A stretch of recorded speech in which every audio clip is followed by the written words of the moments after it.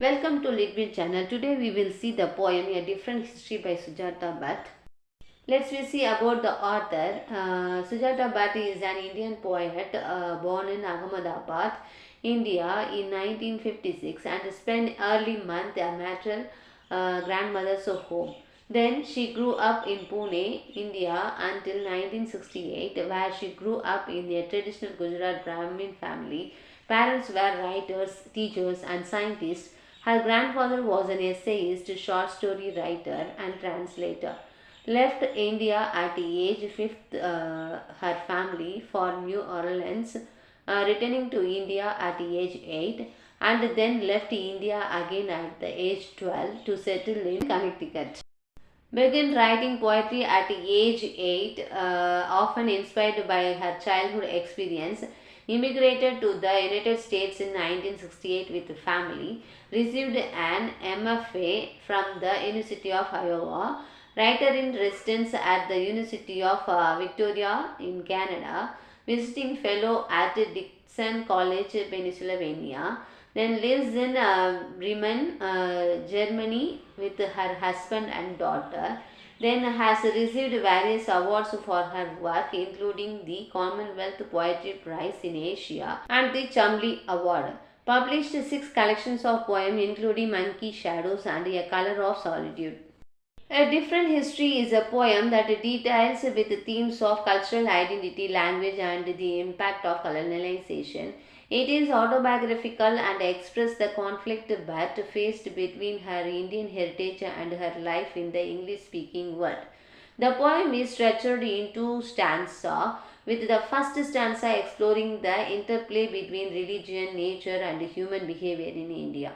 The second stanza explored the historical and socio-political implication of language, focusing on the history of language used as a tool of aggressions and violence.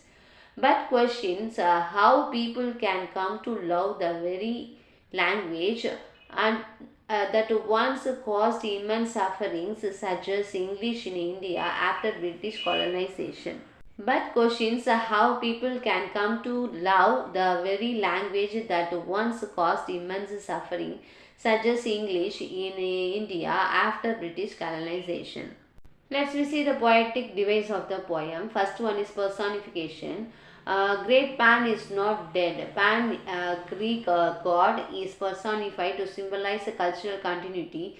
The god also personified as they roaming freely in India.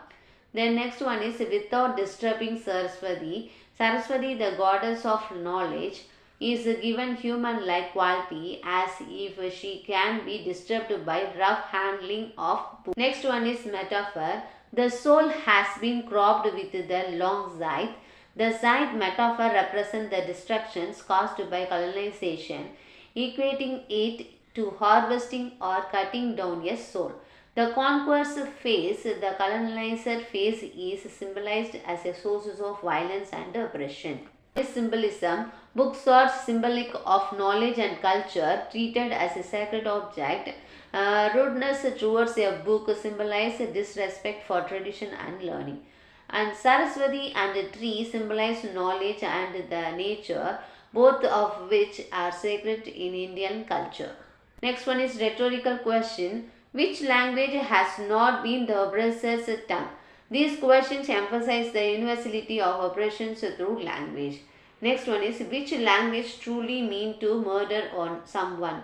This questions draws attention to the complexity of language as both a tool of oppressions and communication. Next one is imagery. Bhatt used vivid imagery such as snakes and monkeys to represent gods in disguise or the Zayat zooming to describe the violence of colonialism. Next one is the repetition. The word sin is repeated to emphasize the moral weight of disrespecting books and by extensions Indian culture. The repeated questions which language reinforces the themes of language as both abrasive and complex. Next one is juxtaposition. The poem contrasts sacredness and violence, Indian culture reverence for knowledge and nature, is just opposed with the violence of colonizations and the impositions of a foreign language. Next one is rhyme scheme of the poem. In this excerpt from Sujata Bhatt says different history, there is no regular rhyme scheme.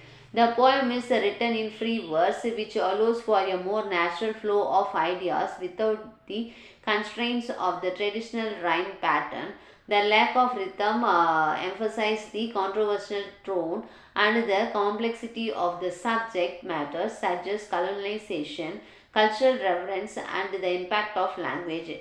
Instead of rhyme, Bhatt used repetition, imagery, and a rhetorical question to convey the poem's emotional depth and meaning. Let's we see the poem explanation one by one. Dead Pan is not dead, he simply immigrated to India. This line, attitude to Pan, the Greek god of nature, who was believed to have died during the rise of Christianity. Bhatt suggests that Pan, representing the spirit of nature, has not died but moved to India, a country where nature and spirituality still holding significance. It hints at India's preservation of ancient cultural value. Next line. Here the god roaming freely disguised as snakes or monkeys. In Indian cultures, the god are often believed to manifest in different forms, especially animals like snakes or monkey. This line emphasizes the strong presence of divinity in everyday life in India. Next line. Every tree is sacred and it is a sin to be rude to a book. The reverence for nature and knowledge in Indian culture is highlighted here. Every tree is seen as sacred due to its connection with life and nature.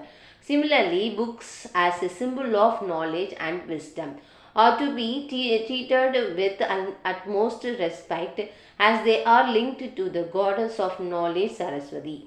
Next line. It is a sin to throw a book aside with your foot, a sin to slam books down hard on your table, a sin to toss one carelessly across your room.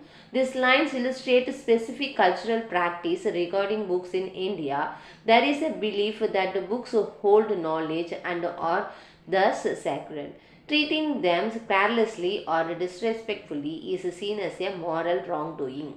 Next idea. You must learn how to turn the pages gently without disturbing Saraswati, without offending the tree from whose wood the paper was made. This emphasizes the idea of showing respect to knowledge and nature, but reminds us that both the content of the book and its materials are to be treated with respect. Which language has not been the oppressed tongue? This line shifts the focus to language and colonization, questioning how almost every major language has been used as a tool of oppression at some point.